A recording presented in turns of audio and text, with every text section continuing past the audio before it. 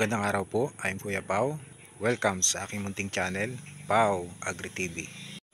For today's video, ang pag-uusapan po natin ay patungkol sa halamang langkawas. Galanggal, sa iba, langkwas. Pero bago po yun, huwag mong kalimutang mag-subscribe sa aking channel. Hit the like button. At pakishare na din ang video na ito para matulungan mo ako. At para lagi kang updated sa i-upload ko pa mga video, don't forget to smash the bell button. Meron ako ditong langkawas.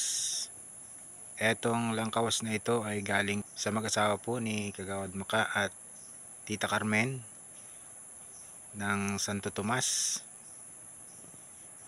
So shoutout po sa inyo Kagawad Maka at Tita Carmen. Salamat po dito sa padala nyong langkawas. Sana maparami ko ito. Ito po yung langkawas na pinaghiwa-hiwalay ko na. Ayan, yung iba tinanim ko na. So ito ibinukod ko para magawan ko ng video. Yan, ang langkawas po ay mas matapang compared dun sa luya na ginagamit natin na pampalasa sa mga lutuin.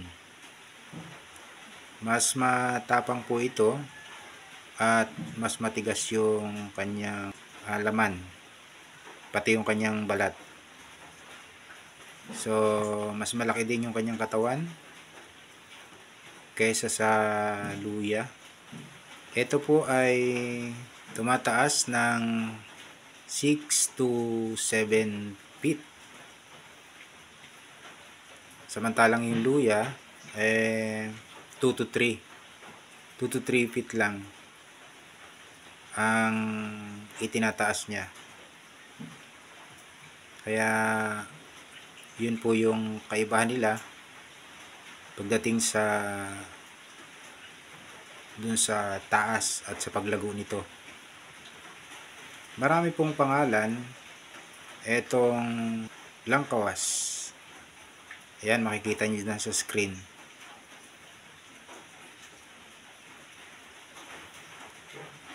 So sinubukan kong tikman.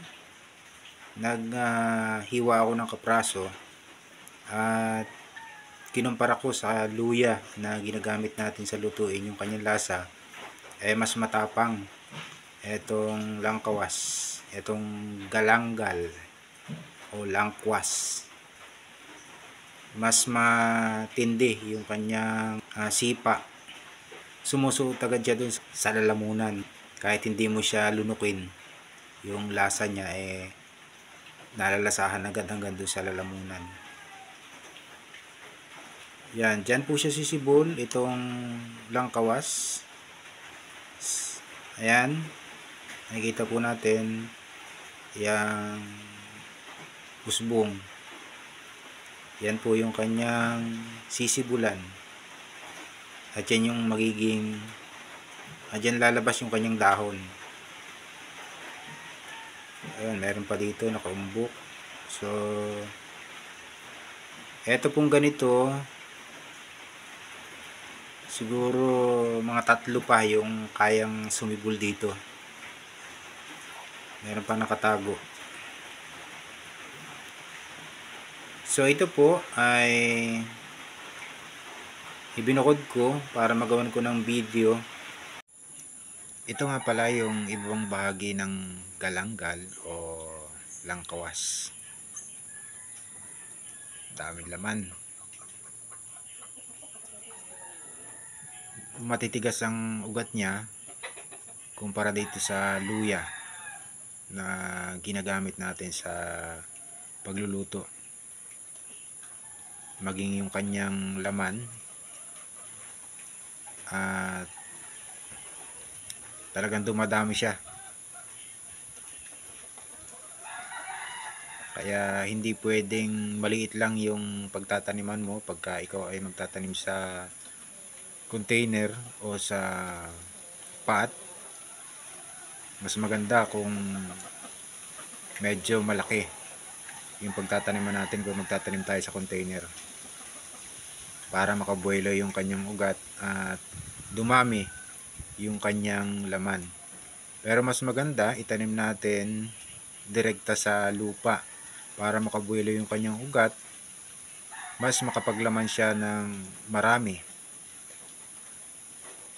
mas marami tayong ma-harvest pagka sa lupa siya nakatanim.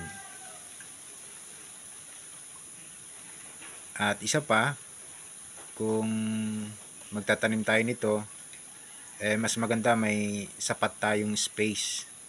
Kasi kung nasa bayan tayo o nasa city, talagang malago ito kasi tumataas nga ng 6 to 7 feet. So magiging gubat yung yung inyong likod ng bahay kung sa tabi lang ng bahay itatanim ang halaman na ito, sapagkat ito'y lumalago talaga.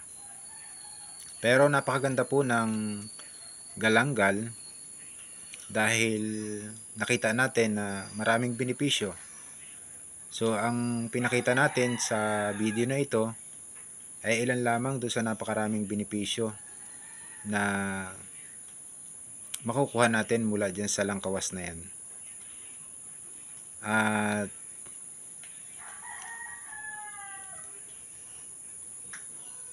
sa ngayon naman po ay magtanim tayo. Itatanim na natin itong langkawas na ginawa natin ng video. So itanim na po natin itong langkawas. Meron tayong hukay dito sa container. Then lagay lang natin. Ang langkawas po ay napakadaling buhayin. Hindi po ito maselan sa lupa. So huwag po tayo magtataka kung mamatay itong kanyang katawan, at yan po talaga ay mangyayari kasi magkakaroon po siya ng sprout dito sa mga usbong niya sa baba. Diyan po siya magkakaroon ng mga sibol, at yun po yung magiging panibagong katawan niya.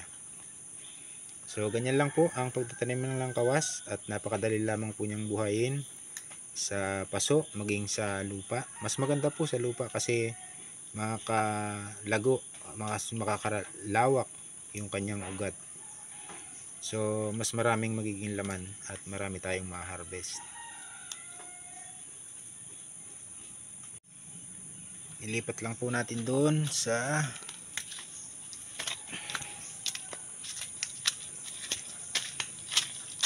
yan, tabi ng malunggay. Ito po yung malunggay na ginawan ko ng video ng mga nakaraan. May sprout na siya. Ayan.